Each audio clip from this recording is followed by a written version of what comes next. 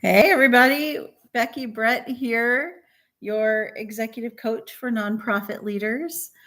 Uh, I'm cracking myself up because every time, this is my fifth live stream on YouTube, and every single time I forget how to access it. It's like, come on, Becky, you can do it. Also, it just got dark.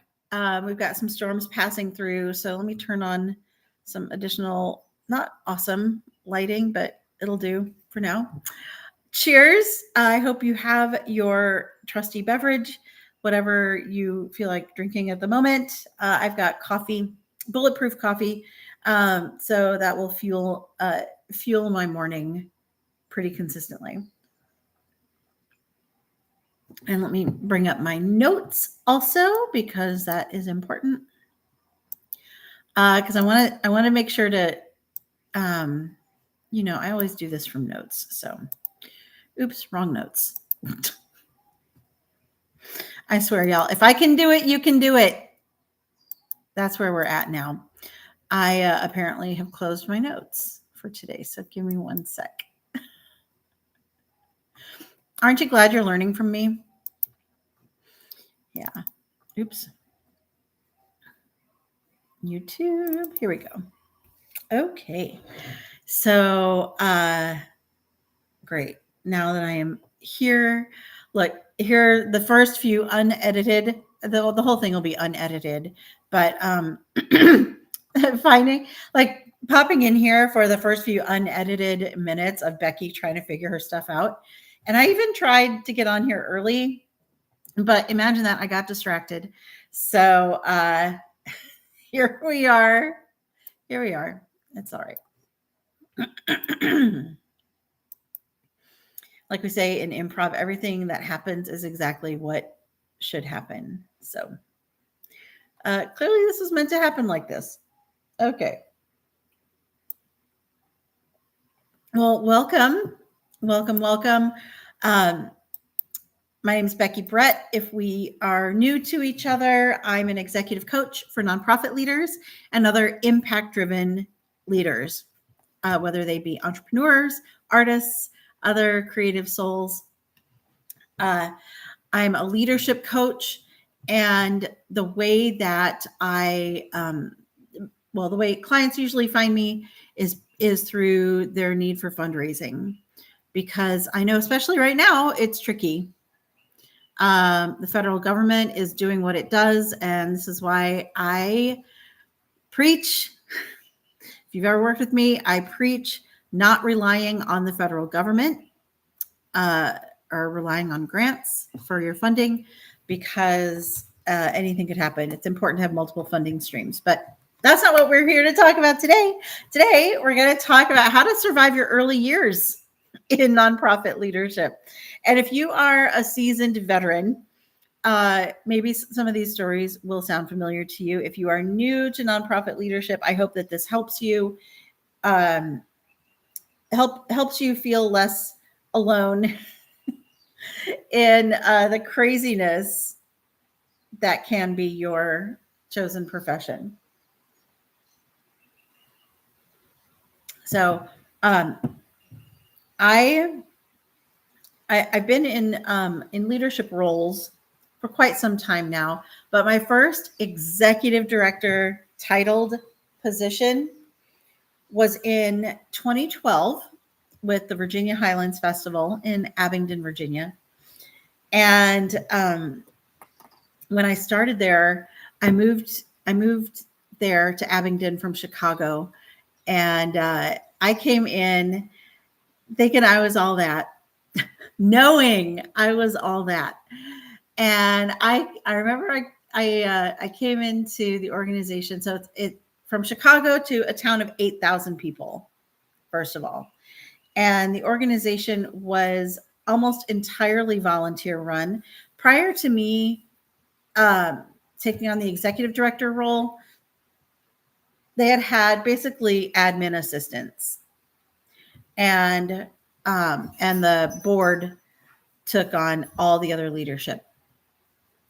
And so I come in as their first ever executive director, thinking oh, I'm gonna ride in here and I'm gonna be your hero. I'm gonna show you how to do all the things. I'm gonna show you how we do it in the big city.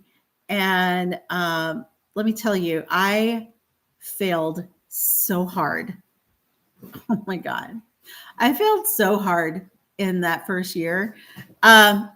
Also was able to turn it around, but the first like, oh gosh, I'll say 8 to 9 months was not pretty.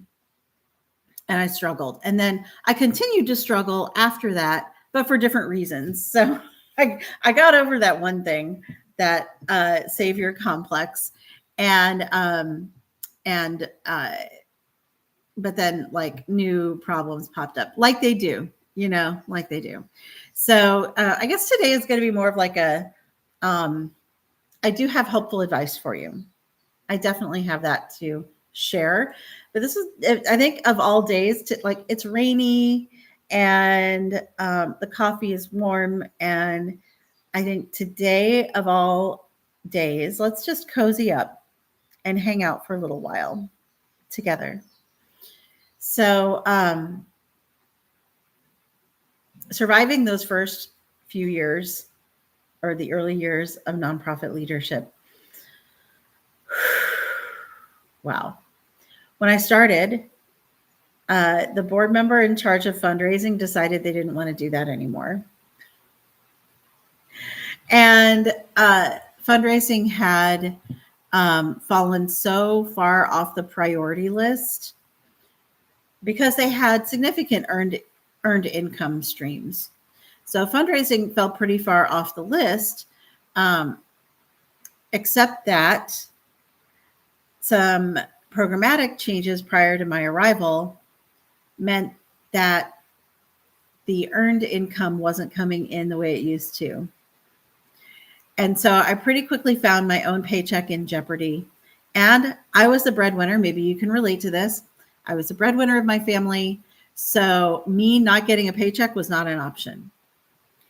And I had to very quickly learn the lay of the land, become a part of the community, like immerse myself in the community and figure out how to raise money basically by myself. I had a few board members who would help with some of the back end things, but no one on my board was willing to step out and ask for money. And that's why you hear me say all the time, and why the previous 4 videos were all about your board members don't ask your board members to fundraise. They are not the ones fundraising. You're the one fundraising. So it's important that you develop the relationships, that you develop the skills to ask for money. Not your board. Your board is there to make connections and to advocate for your organization. So I became their first ever executive director. They were in existence for well over, like, I think 60. I came in on the 62nd or 63rd annual event. So they had done just fine without me, by the way, for all those decades. But what I found was that it was a very lonely place to be. And maybe you're feeling this too as a new leader. It was a lonely place to be. I didn't want my board to think they made a mistake hiring me. So especially in those early years before trust had built up between both of us, I didn't feel like I could go to them with questions. Plus, it was my first executive director position. And so I was dealing with a lot of my own worthiness issues and imposter syndrome and all the things that come up that kind of make you feel like, oh, why am I here? I am not good enough. A lot of worthiness issues that came up. So it was a very lonely place. And then also I didn't really know my peers around town. So I didn't feel like I could turn to them. I didn't have any peers really from elsewhere. I mean, I had mentors.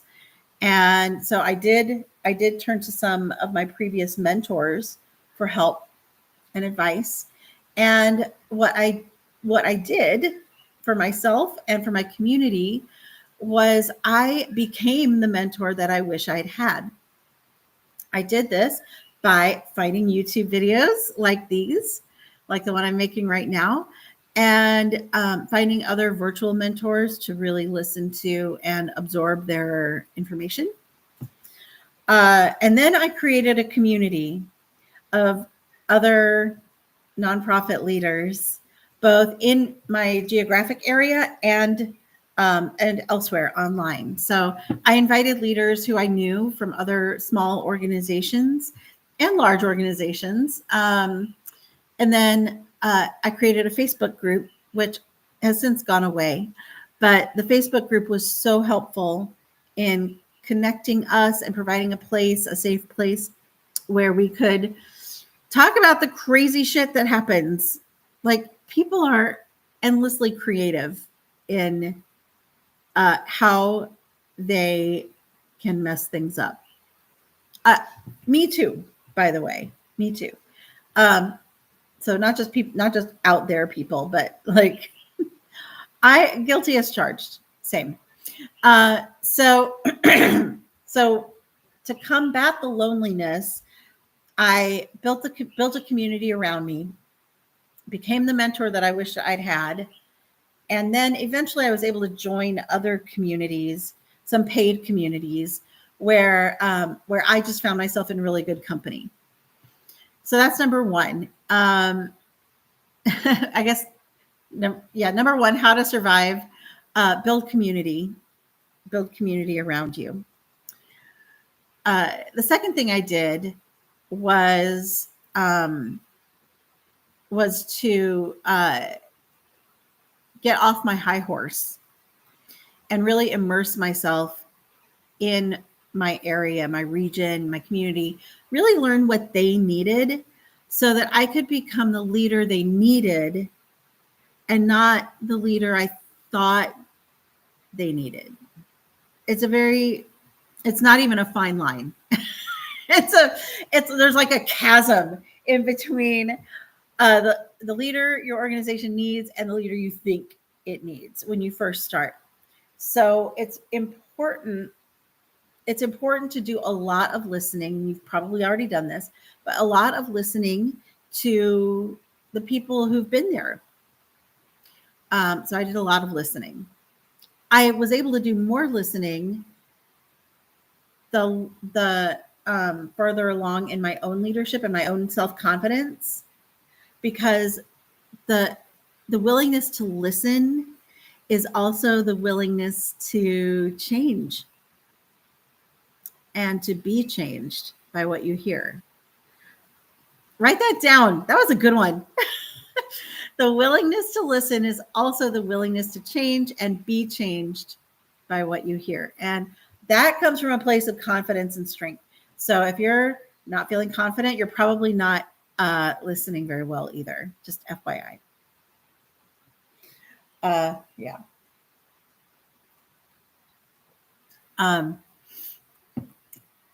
Everyone talks about work-life balance.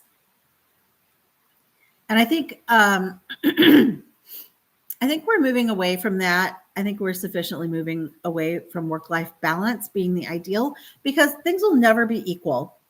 You know, the different aspects of your life are going to require more or less attention at any given time. So I talk about work-life harmony because that is probably more realistic. And in harmony, if you think of like an orchestra or a piece of music, there will be times when certain instruments are louder than others, or certain sections of instruments are louder than others, or the whole song is louder or softer. And so I think leadership life is very similar in that some aspects will be louder or softer. And so the goal is, for me, became work-life harmony, knowing that, okay, during this season, this is going to require more attention, and then I can shift to other priorities in other seasons. That is particularly true if you're in the arts The arts are cyclical, and we have seasons, and so it's important to acknowledge that and not try to fight it. Don't try to fight the season you're in, because you're in it for a reason. And it's just how it is. So you can use that energy to work in your favor instead of trying to fight it. Some of the work-life balance issues that I ran into that required me to engage in more radical self-care, let's say. There was, I ran a festival. It was a large regional festival, arts and culture based. And every year, I swear to God, every year in the 2 weeks prior to the festival, some kind of personal life drama in my life or somebody very close to me, and even with our team, some kind of drama happened. So there was the one summer when my husband at the time was addicted to prescription drugs. That was fun. And it all kind of came to a head the night of our what do I want to say? It was like the last board meeting, the day of the last board meeting before the festival. There was the night. So after the first day of the festival was always hectic. Like if I had worn a pedometer, I would have been at 25,000, 30,000 steps for the day. And there was one night I literally could not get out of my car to walk in the front door of my house. I literally could not get, my body could not get out of the car. There was another, there were many years that I worked there, especially during festival time, when my days, there was one year in particular is one I'm thinking of, where opening day of the festival started at 5:45 a.m. with a live remote with a TV crew, a local news crew. And then that day didn't end until 11:30 p.m., midnight. I was dealing with a ticketing problem for our opening concert because of how the ticketing service called the program sold out, when it was just that advanced ticket sales had ended. And so I was on the phone. I was on the East Coast or Eastern time zone. I was on the phone with someone in California trying to fix that for our next concerts, so that wouldn't happen again.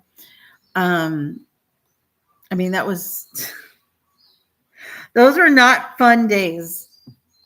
There were aspects of those days that were fun and energizing, but mostly those days were not fun.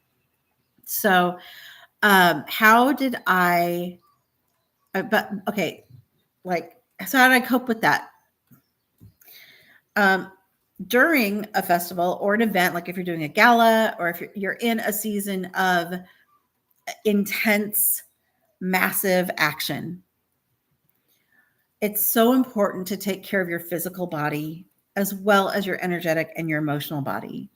So, because your body will stop.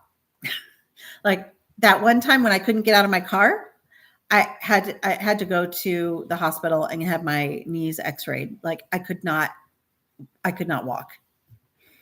Like in the middle of the festival, there I am driving to the hospital and waiting in the ER. It was just not good.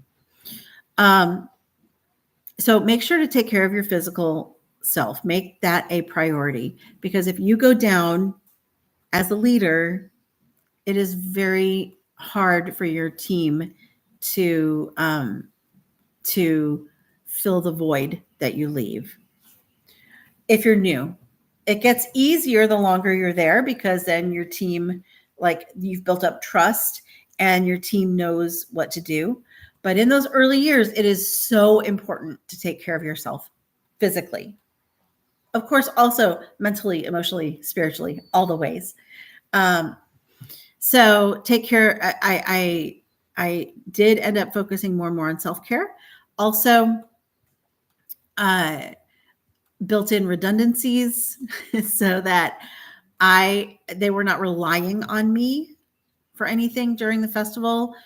Or that, if there were backups of backups, meaning people who could also do the same thing. Also empowering people to make decisions on your behalf. So important. And the longer you're in your role, the more you will build up trust with your team and know who you can delegate that kind of power to. So I remember I empowered all of our team leads, who were also board members, by the way, but for whatever reason, they felt like during the festival, they had to come to me for every little thing. And so finally, I set a dollar amount. Like, if you can fix it for $100 or less, fix it. Just handle it. The point is that people come and have a good time. I always used to say, no one goes to a festival to have a bad time. So if you can empower people through a dollar amount to handle problems on your behalf, that is awesome. I'm sure there are other creative ways, but I don't want this to run too long. Like, I could talk about those early years forever and ever, but the point of today's live stream is to, number one, introduce myself a bit more, because I just popped in here like everybody knows who I am. And I understand you probably don't. To give you some context for me and where my leadership training and experience comes from. And then the second purpose of this is to help those of you who are new in your leadership role to survive these first 1 to 3 years that are I cannot tell you how many rakes I stepped on. And just picture that, right? You step on a rake and you get a pull to the face. So if you can avoid some of that because of my experience, learn from me, then my work here is done. My work here is never done, but you know what I mean. So okay. So what have we talked about so far? We've talked about when you come in with that heroic savior complex, don't. We've talked about building community around yourself, and we've talked about the importance of self-care. And like in a very specific way to take care of the physical body first and foremost. At least that was my experience. You may have something different, but I found when my physical body was okay, it was much easier to feel mentally strong, emotionally strong, and spiritually connected.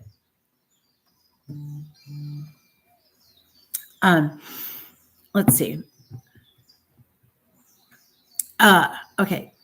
The last thing I want to talk about is evolution, because it won't always be like this. And so let me just tell you, it gets better. It really does. It really does. So the ways that the things that I did to help usher in that evolution so that my life was better and easier, my leadership was better. And my board, my organization got better also. Excuse me.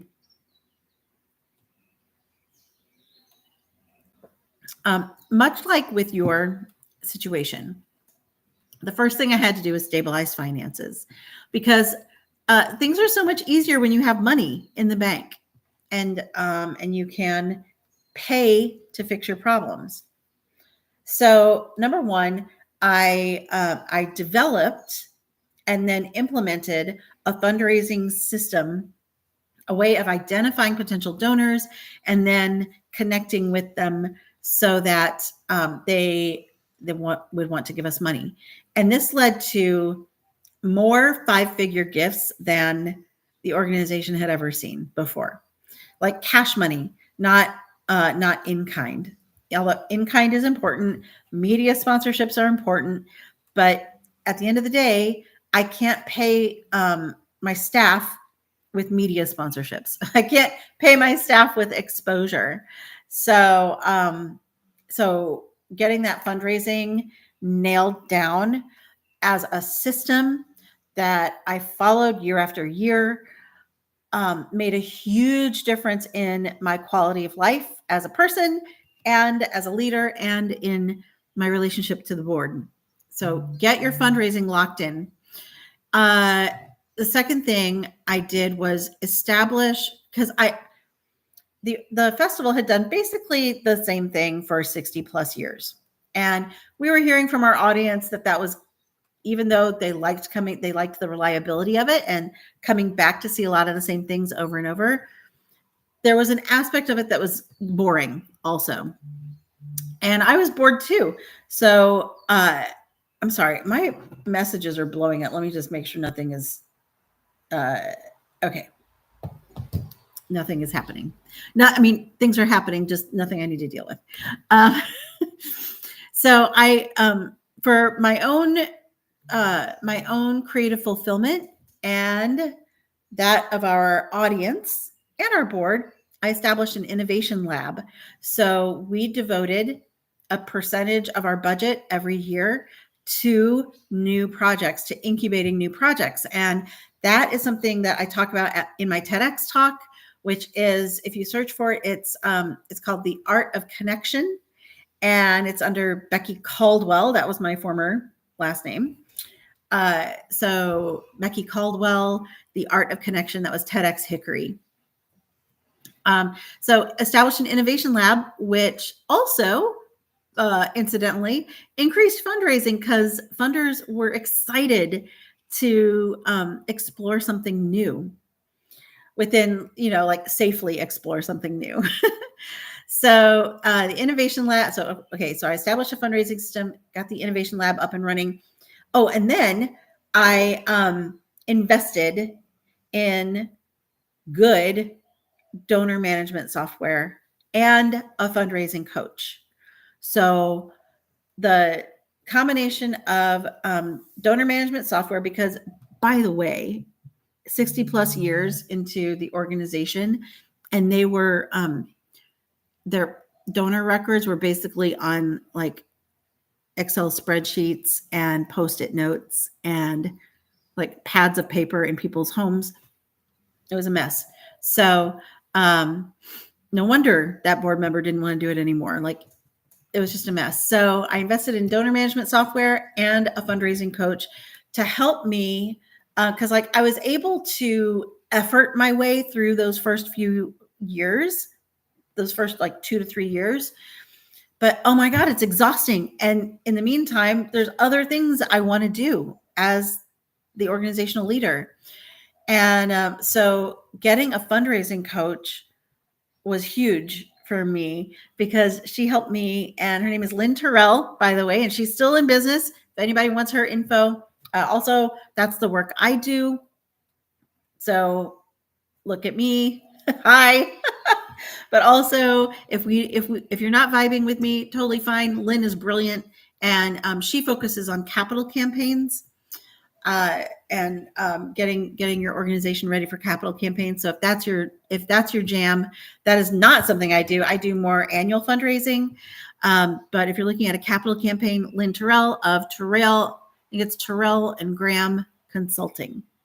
She's awesome.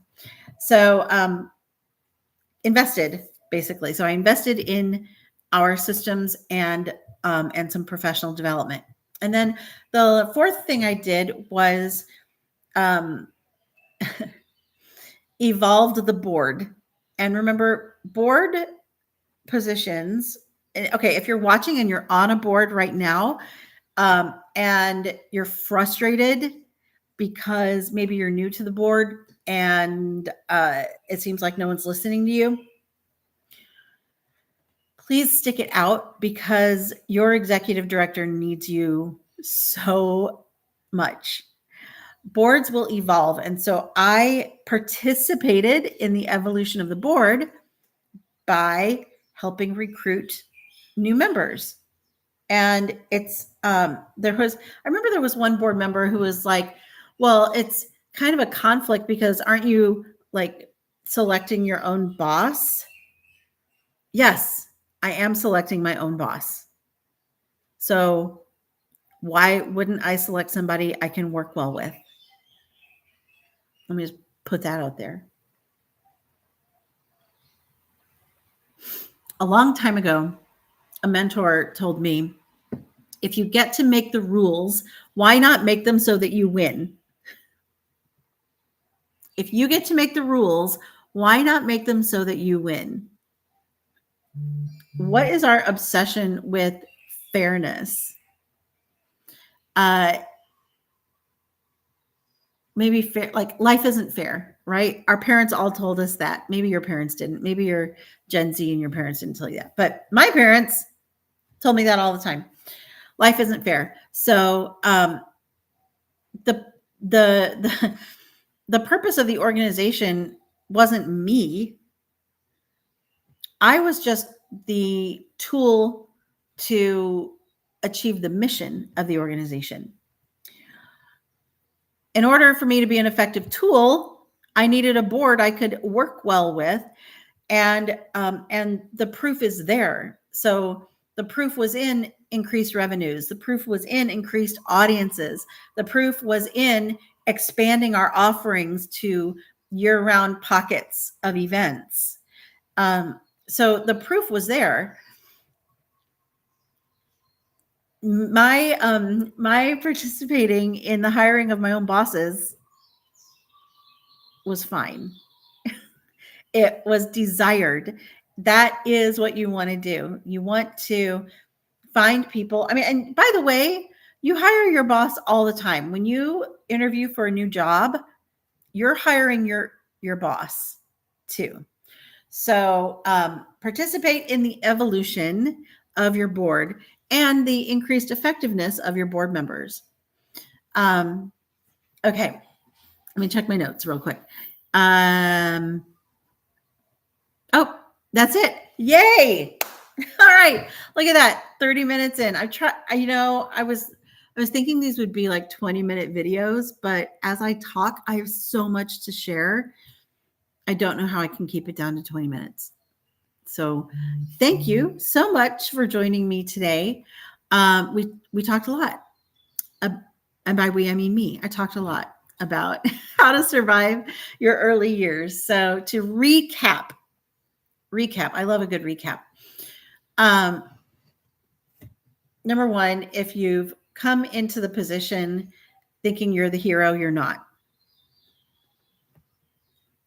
You are the mentor to the hero. The hero is your organization and its mission. Okay. So drop the savior complex. Even if the board said, we hired you to save us. No, they didn't. They didn't. So drop the savior complex and really listen to what your organization needs. Number two, take care of your body. Work-life harmony. Number three is the things that you can do to develop new systems for yourself. So develop a fundraising system. If you can, do something for yourself, a project that is energizing to you. If it's energizing to you, it'll probably be energizing to your board and funders and your team also. So for me, it was the Innovation Lab. I don't know what it is for you. And hire a coach. Of course, I'm going to say hire a coach. Come on. But seriously, invest in yourself. And that includes money. And that also includes time as you participate in the evolution of your board. All right. Woo, that was a lot. Okay, so be sure to like, comment, and subscribe. Tap that notification bell wherever it is on your screen so that you know when I'm going live, which will likely be next Tuesday.